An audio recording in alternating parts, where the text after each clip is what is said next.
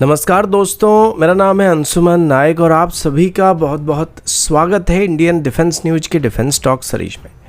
जहां पर हम रोज नए नए डिफेंस अपडेट्स के बारे में बात करते हैं। तो चलिए देर न करते हुए आज की वीडियो शुरू करते हैं।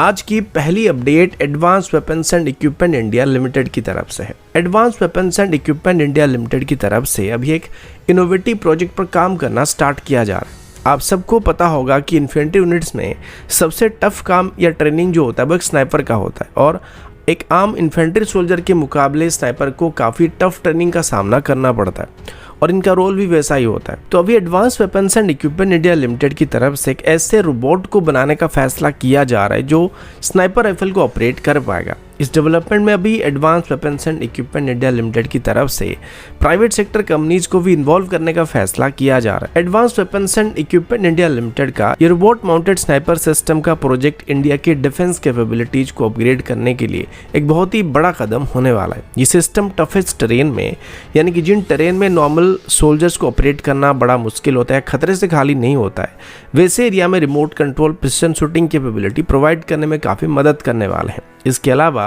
ये रोबोटिक सिस्टम मिलिट्री को क्रिटिकल टास्क जैसे कि रिकॉनेंस, प्रिसिजन टारगेटिंग और लॉन्ग रेंज स्नाइपिंग में काफ़ी हद तक मदद करने वाले हैं, जिससे ओवरऑल हमारी कॉम्बैट इफेक्टिवनेस बेहतर होने वाला है और साथ ही हमारे जो सोल्जर्स होंगे उनकी जान को भी खतरा कम रहने वाला है। इस रोबोटिक स्नाइपर सिस्टम को काफ़ी एडवांस फीचर से इक्विप करने का फैसला किया जा रहा है, जो इसे डिफरेंट कॉम्बैट सिचुएशन में काफ़ी इफेक्टिव बना पाएगा। इस रोबोट को भी कुछ इस तरीके से डिज़ाइन करने का फैसला किया जा रहा है कि इसको दोनों, यानी कि ऑटोनोमस मोड में या फिर रिमोट कंट्रोल मोड में ऑपरेट किया जा सकेगा। इसमें गाइडेंस और नेविगेशन के लिए जीपीएस का इस्तेमाल किया जाएगा और ये सैंडी, रॉकी, मडी और किसी भी तरह के उबड़ खाबड़ टेरेन में या अनइवन टेरेन में भी ऑपरेट कर पाएगा, जिस वजह से इसको कहीं पर भी डिप्लॉय करना हमारे लिए काफ़ी आसान रहेगा। इसके अलावा इसकी प्राइमरी वेपन के तौर पर इसको एक हाई क्वालिटी की स्नाइपर राइफल से इंटीग्रेट किया जाएगा, जो कि इसको long range sniping capability provide कर पाएगा, यानी कि मिनिमम इसको 1500 से 1800 मीटर के आसपास स्नाइपिंग रेंज को प्रोवाइड करने वाली स्नाइपर से इक्विप किया जाएगा और आगे चल के इसको हमारे नॉर्मल स्नाइपर्स के साथ भी मिलाकर, यानी कि कोऑर्डिनेट वे में ऑपरेट करने के लिए डिजाइन किया जा रहा है। अगला अपडेट भारत और फ्रांस की तरफ से है और फ्रांस की तरफ से अभी भारत को एक बहुत ही बढ़िया ऑफर दिया जा रहा है। आप सबको पता होगा कि जब रफाल डील हुआ था तो उसके साथ भारत ने रफाल के साथ साथ फ्रेंच से एडिशनल वेपन पैकेज को भी खरीदा था, क्योंकि टेक्निकली अभी हम रफाल में कोई भी इंडियन मेड एमुनिशन को इस्तेमाल नहीं कर सकते। अब जितने भी वेपन भारत की तरफ से फ्रांस से खरीदा गया था उसमें से एक का नाम हैमर मिसाइल था, जो कि एक एयर टू सरफेस मिसाइल है, इसको आप गाइडेड बॉम्ब भी कह सकते हैं। अब रफाल के बाद इस मिसाइल को तेजस MK-1A फ्लीट में भी इस्तेमाल करने का फैसला किया गया था और इसको भी इंटीग्रेट करने का प्लान किया गया है, जो कि तेजस की ग्राउंड अटैक कैपेबिलिटी को या खास करके इसकी प्रिसिजन स्ट्राइक कैपेबिलिटी को कई गुना तक बेहतर कर सकता है। लेकिन अभी तक ये मिसाइल हमें फ्रांस से डायरेक्टली खरीदना पड़ रहा था, जो कि काफ़ी महंगे पड़ते थे। लेकिन अभी फ्रांस की तरफ से इस मिसाइल को भारत में ही जॉइंटली डेवलप और मैन्युफैक्चर करने का प्रपोजल दिया जा रहा है। अभी इस मिसाइल की रेंज करीब 70 किलोमीटर के आसपास की है, लेकिन फ्रांस का कहना है कि अभी इसकी जो बेहतर वेरिएंट को वो भारत के साथ मिलकर जॉइंटली डेवलप करना चाहते हैं और अगर इसमें भारत शामिल होता है तो आगे चल के इसको भारत में जब बनाया जाएगा तो इसका रेंज 100 किलोमीटर ज़्यादा होने की उम्मीद किया जा सकता है, जो कि तेजस और रफाल दोनों की स्टैंड अप स्ट्राइक कैपेबिलिटी को बेहतर करने में मदद करने वाला है। और इसके बाद भारत को कम्प्लीटली इस वेपन के लिए फ्रांस के ऊपर डिपेंडेंट होने की जरूरत नहीं पड़ेगी, जबकि इनको भारत में ही मैन्युफैक्चर किया जा सकता है। इसका कॉस्ट भी हमको इम्पोर्टेड सिस्टम के मुकाबले थोड़ा कम ही पड़ने वाला है। अगला अपडेट एक नई रॉकेट सिस्टम को लेकर, जिसे अभी एक इंडियन प्राइवेट सेक्टर कंपनी की तरफ से डेवलप कर लिया गया। ये जो कंपनी है ये एक चेन्नई बेस्ड कंपनी है जिसका नाम Trident Tech Engineering Private Limited और ये Bharat Electronics Limited, IIT Madras Research and Analysis Laboratory और बोल्वा टेक्नोलॉजी के साथ मिलकर एक नई रॉकेट को डेवलप करने में कामयाब हो चुके हैं। ये एक 80 mm स्टैंडर्ड की अनगाइडेड रॉकेट सिस्टम है जिसे कम्प्लीटली इंडिजिनस तरीके से डेवलप किया गया है और इसको डेवलप करने में ट्राइडेंट टेक की तरफ से बहुत ही बड़ी रोल को प्ले किया गया। अभी सफलता के साथ इस रॉकेट की टेस्टिंग को भी कंप्लीट किया जा चुका है, जिसके बाद अभी इसकी फर्दर टेस्टिंग को भी करने का प्लान बनाया जा रहा है। बताया जा रहा है कि जो टेस्ट अभी कंडक्ट किया गया था ये रॉकेट की बेसिक डिज़ाइन, परफॉर्मेंस और इसकी स्टेबिलिटी जैसे मैट्रिक्स को चेक करने के लिए किया गया था, जिसके बाद आगे चल के जब इसकी फर्दर टेस्टिंग होने वाली है उसमें इसकी एक्यूरेसी, पेलोड फ्लेक्सिबिलिटी और बाकी चीज़ों की टेस्टिंग की जाएगी।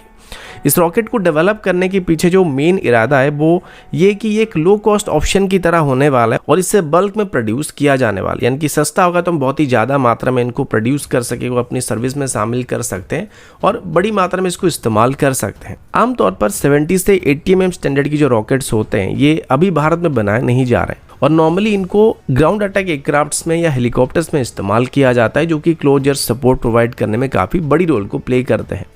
तो फिलहाल अभी हम इसके लिए फ्रेंच ओरिजिन रॉकेट का इस्तेमाल करते हैं, जिनको हमें फ्रांस से इंपोर्ट करना पड़ता था, तो ये काफ़ी महंगे भी पड़ते हैं। तो अगर अभी इसका एक देसी अल्टरनेटिव को बनाया जाता है तो ये हमारे लिए काफ़ी फायदेमंद साबित होने वाला है। और इसी कैटेगरी के एक वेपन को भी डेवलप करने के लिए कुछ महीने पहले इंडियन एयरफोर्स की तरफ से हमारी प्राइवेट सेक्टर कंपनियों को रिक्वेस्ट किया गया था। तो अगर इस सिस्टम को अभी सफलता के साथ डेवलप कर लिया जाता है तो ये इंडियन एयरफोर्स की रिक्वायरमेंट को पूरा करने की उम्मीद किया जा सकता है।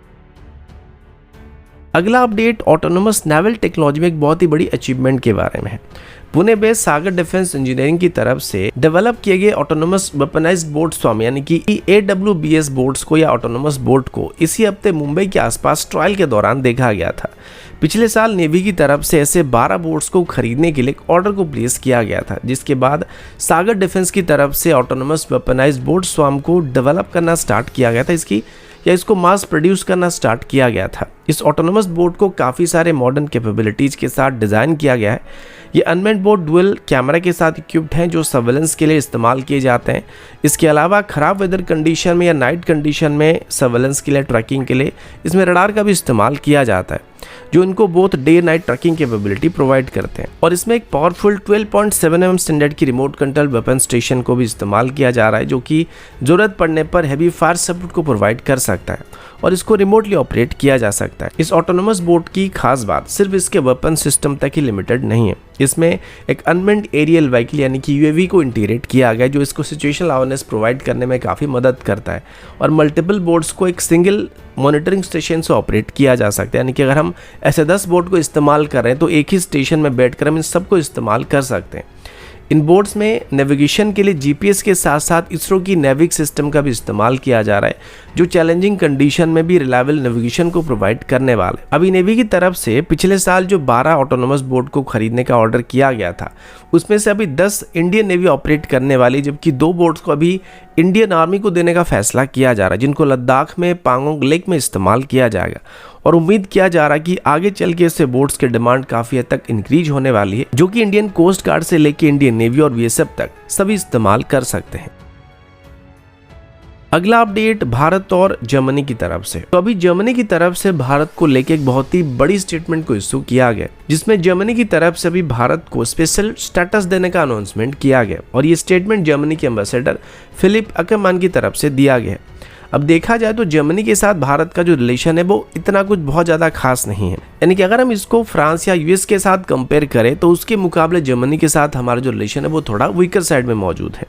और रिसेंटली हमने कई बार देखा है कि जब जर्मनी से कोई भी डिफेंस इक्विपमेंट को हम खरीदते हैं या हमारी कोई इंडिजिनस प्रोजेक्ट में हम जर्मन की इंजन का इस्तेमाल करते हैं, तो कोई भी चीज़ खरीदने से पहले जर्मनी की तरफ से भारत को अप्रूवल देने में काफ़ी समय लगा लिया जाता है। जैसे कि रिसेंटली हमारी जोरावर टैंक के साथ हुआ था। पहले इसमें MTU की इंजन का इस्तेमाल करने का फैसला किया गया था, लेकिन लास्ट मोमेंट तक जर्मनी की तरफ से हमको इंजन को सप्लाई नहीं किया गया और इसमें लास्ट मोमेंट में जाकर हमको US मेड क्यूमन की इंजन का इस्तेमाल करना पड़ा, क्योंकि जर्मनी की एक्सपोर्ट पॉलिसी की वजह से इंजन को भारत को एक्सपोर्ट करने के लिए क्लियरेंस नहीं मिल रहा था। लेकिन अभी जर्मनी को पता चल चुका है कि भारत के साथ अगर कोई ऐसा करता है तो उनको काफ़ी नुकसान का सामना करना पड़ सकता है, क्योंकि पहले ही वो जोरावर टैंक के लिए इंजन को सप्लाई करने का मौका खो चुके हैं और अभी उनकी नज़र भारत की प्रोजेक्ट 75I के ऊपर मौजूद है और साथ ही कुछ बड़े प्रोजेक्ट और भी है जिसके ऊपर जर्मनी अभी अपनी नज़र रखा हुआ है, जिस वजह से जर्मनी फिर से वैसी कोई गलती करना नहीं चाहता है। और इसी वजह से अभी जर्मनी की तरफ से भारत को स्पेशल स्टेटस देने का फैसला किया जा रहा है, जिससे भारत और जर्मनी के बीच कोई भी मिलिट्री इक्विपमेंट को लेकर अगर कोई डील को किया जाता है तो उसको तुरंत ही अप्रूव कर दिया जाएगा और कोई भी जर्मन ओरिजिन या इक्विपमेंट को भारत को सप्लाई करने के लिए क्लियरेंस देने में कोई भी डिले नहीं किया जाएगा, जिससे भारत और जर्मनी दोनों का ही फायदा होने वाला है। तो दोस्तों अभी के लिए इतना ही, मिलता हूँ आपसे अगले वीडियो में, तब तक के लिए जय हिंद, वंदे मातरम।